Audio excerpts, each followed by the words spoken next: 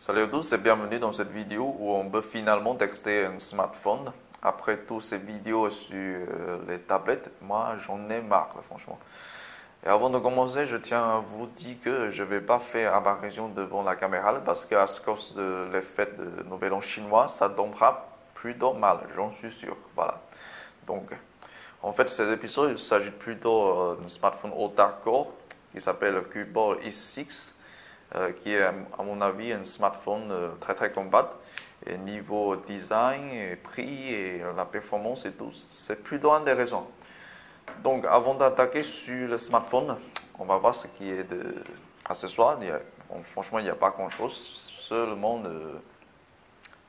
chaque secteur de prise USB et un écouteur intranoculaire tout métique. Et aussi une câble micro USB, voilà. Et aussi un manuel en anglais. Donc ça c'est la formalité de la part de Cubol depuis longtemps je crois. En plus sur la boîte, alors c'est très très simple. On ne voit que l'inscription de Cubol sur la face d'avant. Et sur les autres côtés là, on ne trouve rien. Donc on met tous ces accessoires à côté. Alors pour le smartphone, moi j'ai deux versions. Donc, je vais d'abord traiter le design avec cette version blanche là. Franchement, c'est un smartphone de 5 pouces avec une taille OGS. Du coup, ça allait plutôt pas mal. Hein. En plus, le design, franchement, ça me rappelle un ancien modèle chez Sony Ericsson. Et bien sûr, Sony Ericsson n'existe plus. Maintenant, c'est plutôt Sony. Voilà. Dans celui-là, on trouve que il y a deux capteurs qui est à côté de haut-parleur qui est en bleu. Ça se fait plutôt joli, haut-parleur au passage. Et là, je crois que ça sera le capteur luminosité aussi à la proximité. Et la dalle, ça a l'air plutôt pas mal puisque c'est une dalle OGS. Et ce qui est étonnant, c'est que je trouve que l'emplacement de webcam est à la gauche supérieur de l'écran. Donc ça c'est plutôt pas très conventionnel. Pour info, c'est une webcam de 5 mégapixels. En plus, on a 3 boutons physiques qui est au-dessous de l'écran. Il y a aussi un tout petit sortie pour le microphone qui est ici. Voilà. Donc sur les deux côtés, là on trouve ici le bouton power on off. Et aussi le bouton volume plus moins ici. Franchement, je trouve que la finition c'est plutôt bien foutu. Voilà, on continue avec la coque. Donc, on a une caméra dorsale de 13 mégapixels. Franchement, c'est une caméra de 8 mégapixels interpolée jusqu'à 13 mégapixels. Et aussi, il y a un flash qui est tout petit. Et ici, on a une inscription de logo et au-dessous, on trouve une sortie de haut-parleur. Et pour tout ce qui est de connectique, voilà, c'est tout simple. On a la prise jack 3.5 et aussi le micro USB. Voilà. Donc, en gros, la finition, je crois, c'est plutôt banal. Même si c'est tout en plastique. Mais ça sent plutôt bien. C'est bien brossé et tout. Et aussi, la version blanche, la plutôt l'air plastique, mais la version noire, ça sent plutôt métallique, mais franchement, c'est de plastique aussi. Mais à mon avis, je préférais la version noire, franchement. C'est plus cool, franchement. Voilà, donc on ouvre la coque pour voir ce qui est à l'intérieur.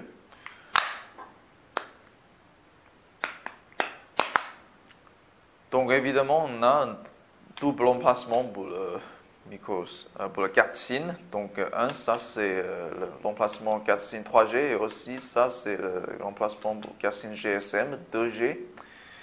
Et entre ces deux emplacements-là, on trouve l'emplacement pour le micro SD. Pour info, ça supporte le micro SD jusqu'à 32 Go. Et aussi on trouve les vis de QC Phone. Donc ça c'est plutôt facile pour le démontage. On a la batterie, il y a barre d'instruction là-dessus, ni logo, ni quoi que ce soit, quoi. C'est tout simple. Voilà. Donc, pour le texte, je vais utiliser la version blanche parce que là, j'ai installé toutes les applications nécessaires sur celle-là et non la version noire. Avant de s'attaquer sur l'interface de cette smartphone, je verrai tout ce qu'on n'a pas besoin sur Tab, y compris la version noire. Donc, je crois que c'est le moment pour prendre la dimension. Donc, voilà.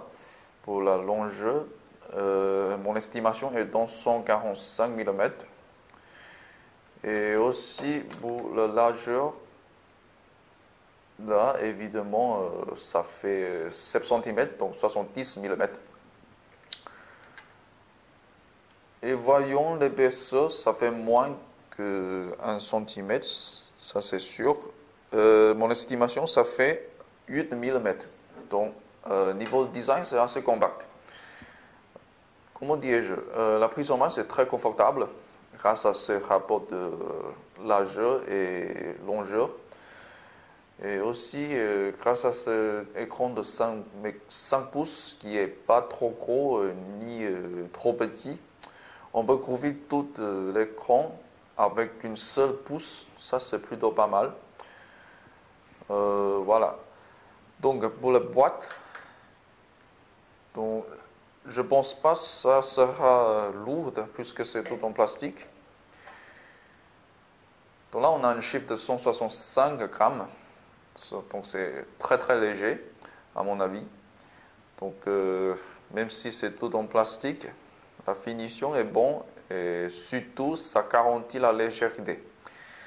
Donc maintenant, on démarre le téléphone. Et franchement, première impression de l'écran, moi je trouve que c'est plutôt pas mal. Puisque c'est une dalle OGS, ça donne une luminosité plutôt optimisée. En plus, grâce à la présence de capteur de lumière, on peut avoir un réglage de luminosité en mode automatique. Mais pour le texte, je ferai plutôt au maximum. Voilà. Donc, au niveau de rapidité, pour le système d'exploitation, je dirais c'est plutôt correct. Mais là, ça lag parfois si on fait trop vite la manipulation. Et évidemment, il y a aussi des améliorations à faire. Peut-être ça va venir avec une mise à jour de KitKat, je ne sais pas. Peut-être. Alors, il faut qu'on retourne vers le mode automatique parce que là, c'est trop agressif déjà. Et alors, continuons. Franchement, ils ont fait quelques modifications en termes de icônes, mais là, c'est pas trop débile. Au moins, c'est plutôt retrouvable. On n'a pas besoin de casser la tête pour retrouver, par exemple, la caméra. C'est plutôt intuitif. En plus, le Play Store, ça fonctionne. Donc, c'est plutôt pas mal.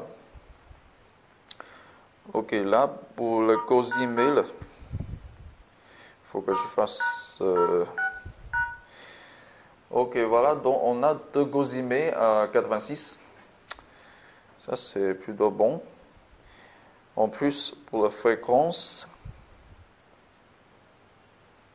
voilà, sur Mobile Uncle, on check pour le premier emplacement de Gatsin. Donc, malheureusement, on n'a pas la fréquence 900 pour le WCDMA. Donc, on n'a que 2850, 800.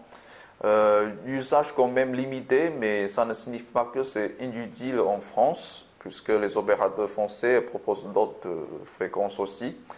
Et aussi, on a de quad-band GSM. Et pour le deuxième emplacement, c'est quad-band GSM, comme d'habitude. Voilà. Ensuite, alors après la fréquence, je crois que ça sera sympa si on peut voir le score en tout. Donc le score c'est plutôt plus fond, hein. C'est 26 889. Un score de record, c'est un nouveau record franchement. Voilà, voyons les détails. Donc, on a plutôt un bon score pour le multitâche qui est 4525. Mais je crois pour un haut accord, ça pourra au moins 6000, ça posera aucun problème, hein, pour un haut accord. En plus, pour le score de CPU, donc c'est 5030, pas mal non plus. Aussi, pour le score de 3D, voilà, en 720p, c'est un bon score aussi, c'est 4611. Par contre, pour l'entrée-sortie, il y a un truc que je ne comprends pas, c'est que le score pour la base de données qui est jusqu'à 645, un peu mitigé quoi. Ok, passons au texte de stabilité. Donc, un haut accord, c'est plutôt stable. Les indices restent sur le niveau de 119 et le maximum c'est 120, 40, 120, à peu près. Donc c'est plutôt stable. Voyons le couple, c'est quasiment plat. Voilà. En plus, pour le texte de la batterie, la température reste inchangée à travers ce texte. Ça reste toujours sur 25. Peut-être c'est à cause de la température, c'est à cause du climat, parce que là on est en hiver. Et aujourd'hui ça ne fait que 4 degrés de haut, franchement. Alors ça c'est le score en tout. Ensuite 3D Mac. Alors qu'est-ce qu'on a? Donc pour le 3D Mac, je ne fais que le texte pour le 720p parce que nul sens de faire le texte en Full HD. Vu la résolution de cette smartphone-là.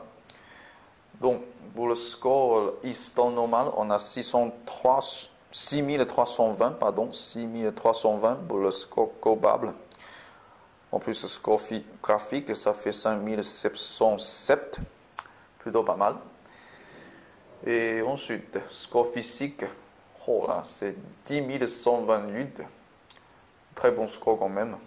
Mais au d'accord, je crois que ça fait un tabac. Par contre, pour les 3 textes graphiques là, pour le premier texte, on a plutôt un temps passé comme décevant qui est 21. Ça c'est pas le requis minimum. Donc pour le deuxième texte, ça atteint le 30. Quand même, je crois qu'il aura fait mieux que 40, ça ne pose pas de problème, hein. Surtout que la pousse graphique, c'est Mali 450. Et en plus, pour le texte physique, donc c'est 32. Donc c'est tout ce qui est de score 3D Mac. C'est quand même un texte exigeant pour le 3D, la graphique 3D. Ok, ensuite, pourquoi pas faire une partie sur l'Epicitadel?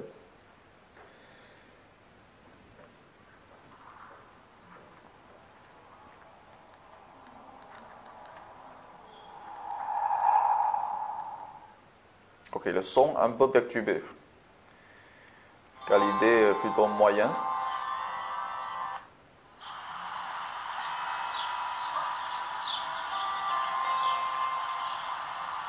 Voilà, ça tourne en toute fluidité. En plus, le graphique, ça fait très belle. Même si c'est un tout petit écran, là, on voit très clairement les textures et aussi l'environnement, voilà. Ça donne plutôt bien.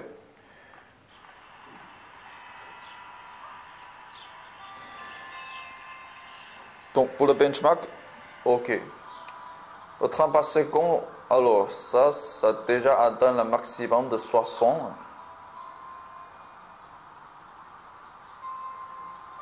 Plutôt confortable. En plus, ce angle de vue là, accompagné par la luminosité proposée par cette dalle OGS, je dirais c'est vraiment un smartphone qui est calibré pour l'usage multimédial, pour les jeux peut-être, mais on verra plus tard.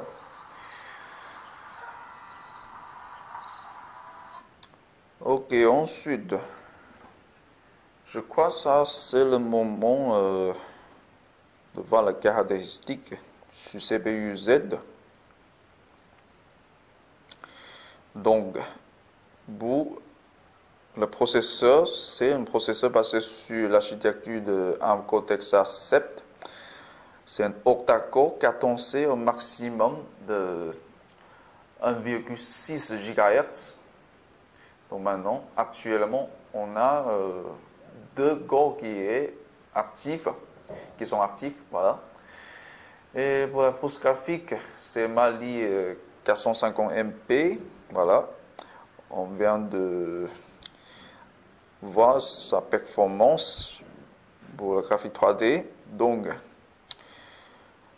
sur le détail du système, le SoC, c'est le MediaTek 6592. C'est un SoC octa-core.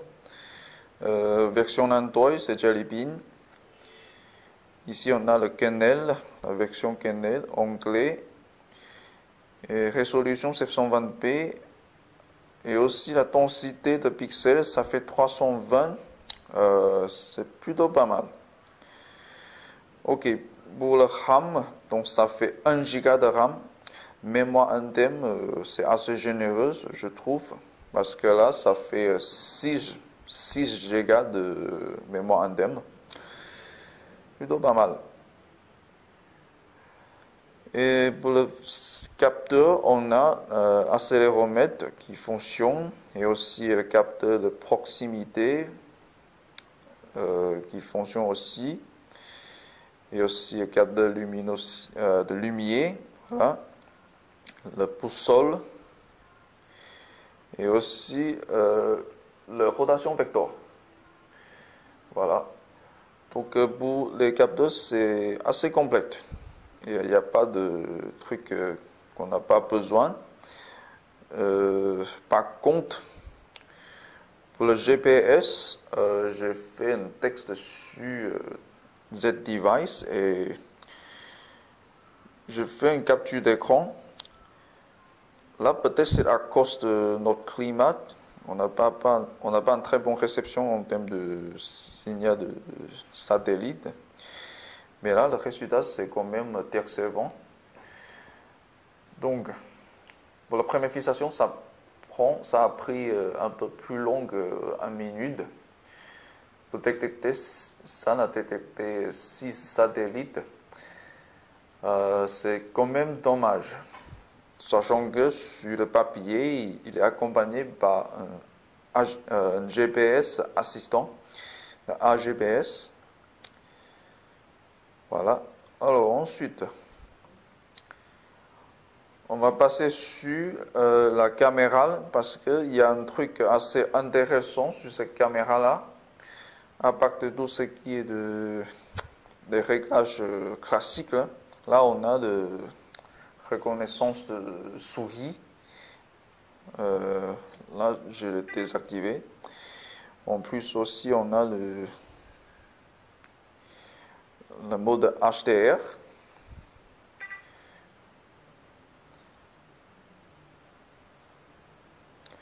Il y a aussi un truc à remarquer, c'est que ici il y a un icône de microphone. En fait, vous pouvez activer le déclencheur en simplement en disant 茄子 en chinois. Voilà, je viens de dire le mot 茄子, donc il vient de prendre une photo. Mais malheureusement, j'ai checké, il n'y a pas de reconnaissance vocale pour les autres langues. même pas en anglais. Donc peut-être c'est l'opportunité pour vous d'apprendre un petit peu le chinois, peut-être.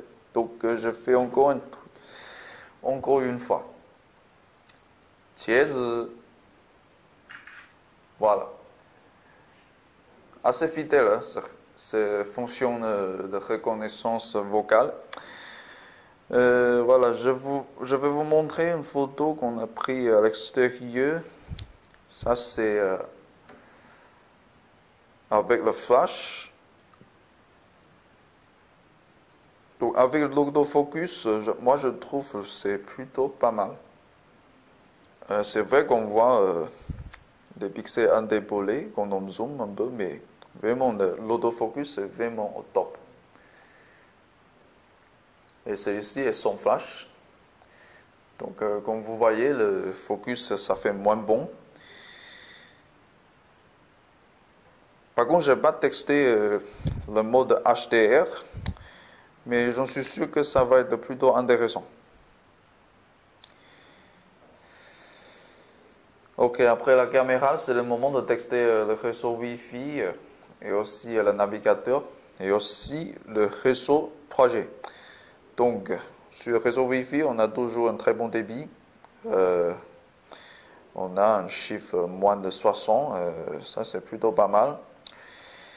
Donc, pour le navigateur, ils ont changé l'icône pour le navigateur, qui est un peu moche, je trouve. Mais avant d'essayer de chercher une page, il faut qu'on aille éviter le cache d'abord et aussi effacer l'historique. Voilà. Donc, maintenant, c'est bon pour la partie. D'abord, on va essayer eBay. Et automatiquement, on est connecté sur le site mobile de eBay. Je dirais que le chargement, c'est plutôt rapide. Même si maintenant, alors, on vient d'achever le chargement. Donc, ça a pris, je crois, c'est moins de 15 secondes. C'est plutôt correct. Mais là, on est sur la version mobile.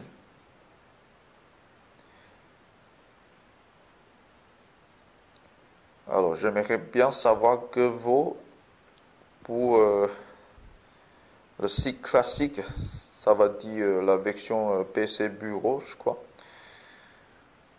Donc, c'est assez rapide aussi.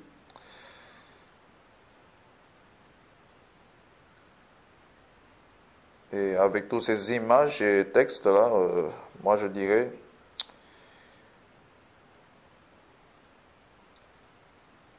c'est plutôt pas mal, franchement. C'est juste que pour le site de version bureau PC, cet écran de 5 pouces, c'est évidemment trop petit. Donc c'est plutôt apte pour la version mobile. Alors, une autre. On va essayer un autre site. Voilà. SPM. Bien coloré, plein de photos, plein de textes.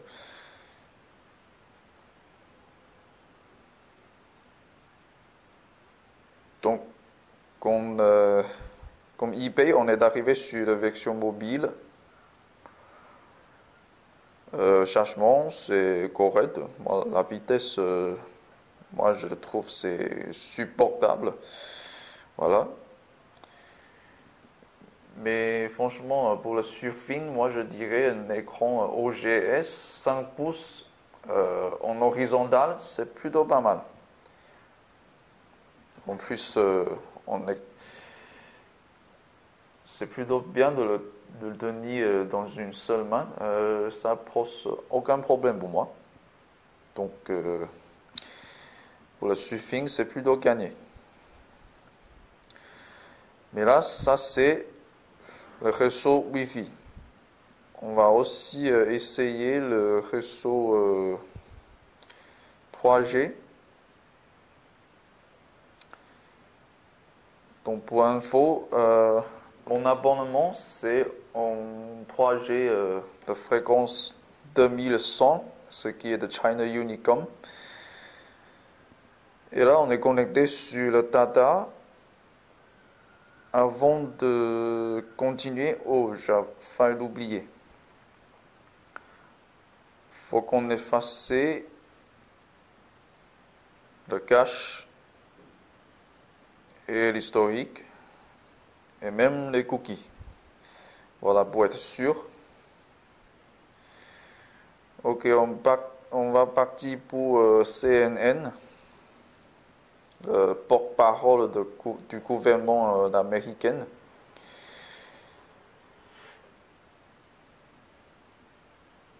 Voilà, un peu plus long que prévu le chargement, mais on est arrivé.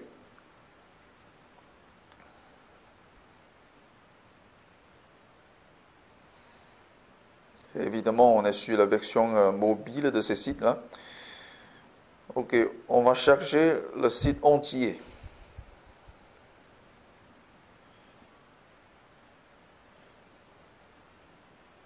C'est assez rapide.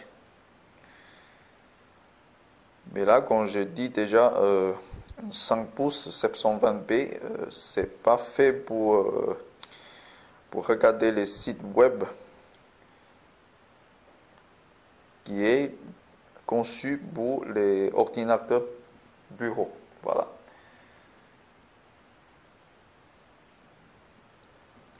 Donc, il faut que je désactive le data avant de continuer. Ensuite, on passe à GameMain. Pour le GameMain, je préparais tout d'abord le jeu de course, le Riptide GP2. C'est plutôt pour tester le capteur de gravité là.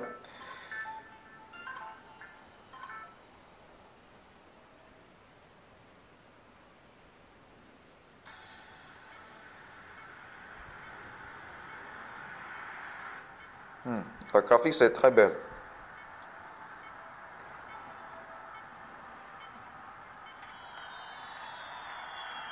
Alors, disons que le capteur de gravité c'est réactif, mais pas assez réactif. Mais franchement, sur un tout petit écran comme ça, c'est plutôt idéal pour passer du temps dans le transport commun. En plus, c'est très léger, donc ça ne gêne pas trop.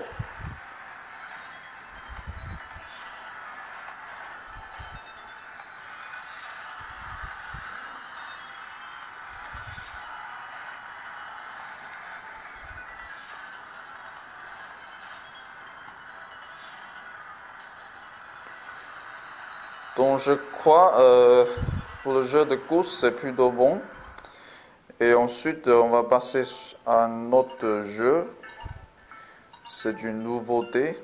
Franchement ce titre a été présenté dans la plateforme PC. Je ne sais pas comment ça se prononce le nom. Ça s'appelle 2X. Je ne sais pas comment ça se prononce en français franchement. J'y jouais sur PC, mais ça fait déjà 2 ans. Et maintenant, ils sont sortis à la version Android. Donc, mais on va reprendre une partie pour voir la graphique aussi, la fluidité. Ce jeu n'est pas petit. La taille totale, ça fait plus que 1,2 giga, je crois.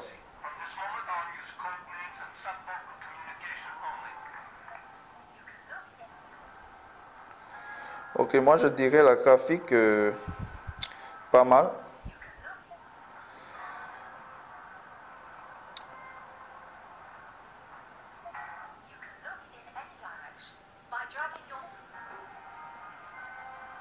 Et franchement, je sais pas comment on va bouger. Ok, faut taper 2 fois sur l'écran pour bouger.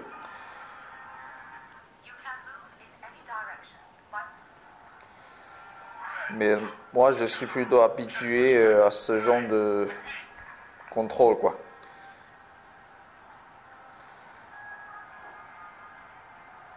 Ok, ça fait quelques minutes, on est sur des jeux là. Je n'ai pas constaté de réchauffement de la batterie, franchement.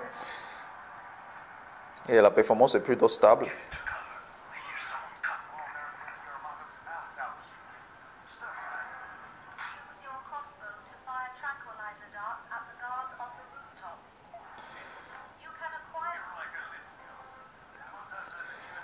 Franchement, moi je déteste les jeux qui fait trop de tutos, franchement.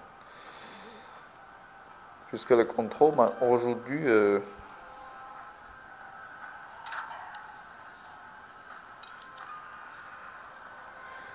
voilà, je crois on a eu ceci.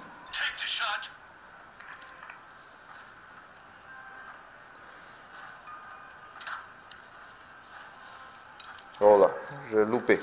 Mais en tout cas, franchement, la graphique, c'est magnifique. Et franchement, sur une table OGS, ça c'est encore meilleur.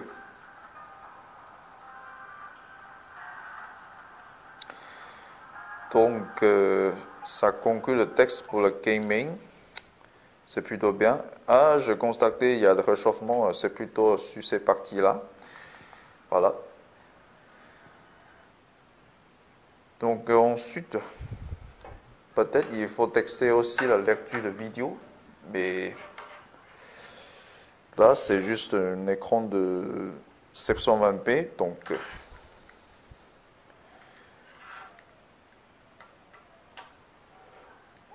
on va juste texter avec une vidéo en 720p. Voilà.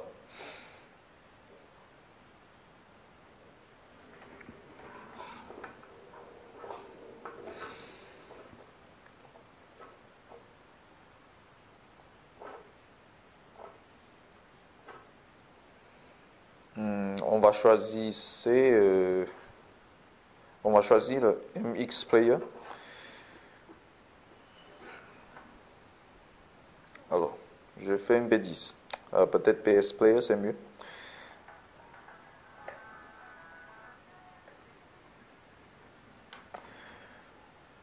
Ok, c'est une vidéo de démonstration pour les téléviseurs. Mais là, je crois que c'est plutôt bien aussi sur un écran de ce petit smartphone. Voilà, aussi angle de vue, c'est plutôt pas mal. Mais la qualité de son, franchement, je trouve moyen.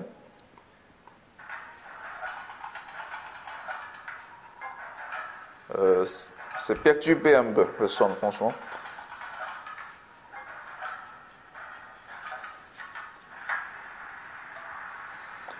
Mais l'image, c'est juste impeccable. Mais là, il faut qu'on voit après comment ça se comporte la batterie. Moi, j'ai quand même peur que ça va très gourmand pour la batterie. Voilà, c'est un peu dégueulasse, même cette vidéo. Donc, c'est un fichier de plus de 1 giga déjà, et aucun problème pour le chargement, et aussi pour le visionnage. Donc, pour la vidéo 720p, c'est plutôt pas mal. Ok, voyons la batterie. Après toutes ces activités qu'on va passer. Donc maintenant, on n'a que 37% de la charge et sur chaque. Voilà. Sur le niveau de la batterie, je dirais ce téléphone gère plutôt bien la consommation. Voilà. Quand il n'y a aucune activité, c'est capable de maintenir une très basse consommation. En plus, pendant notre texte là, cette période-là, ça se décharge plutôt rapide, puisque c'est un octa-core. Voilà. Et pour la température, ça reste toujours plat, les indices. Ça, c'est un bon signe.